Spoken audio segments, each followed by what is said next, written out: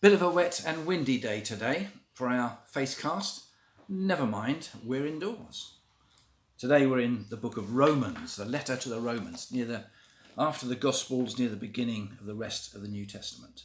Famous verse coming up, Romans chapter 12, verse 1.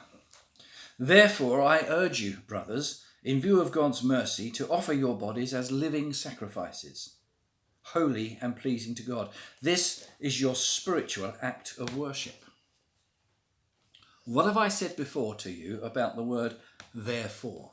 When something starts with therefore, it means something has gone before it. Therefore means I've been telling you lots of things. I've been explaining to you. I've been preaching to you. I've been teaching you. Therefore, do this. What is it he's been teaching them? Well, I'm not going to tell you. You've got to go back and look it up for yourself in the early part of Romans. Figure it out and see why he then says, therefore, I urge you, because of all these things I've said to you, I urge you, brothers and sisters, in view of God's mercy, that's what he's been talking, to offer your bodies as living sacrifices. The idea of sacrifice was very well known to the Israelites of old. They would sacrifice something, perhaps an animal, on an altar as a sacrifice to God. Going back in time, there were the sacrifice of children in different cultures, in different places. Sacrifice. I wonder what we sacrifice today in order to please God. Our time, perhaps our money. Makes you think, doesn't it? I urge you to offer your bodies as living sacrifices. So he wants our very selves to be in his employ. This is holy and pleasing to God. This is your spiritual act of worship.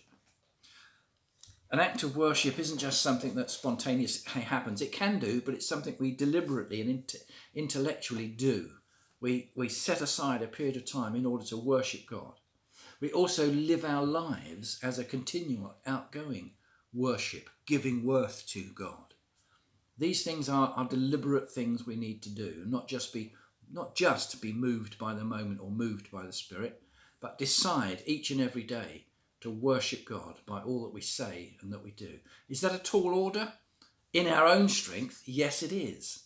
That's why we need the benefit of God's Holy Spirit to help us, to lead us and guide us in these things. Offer yourselves.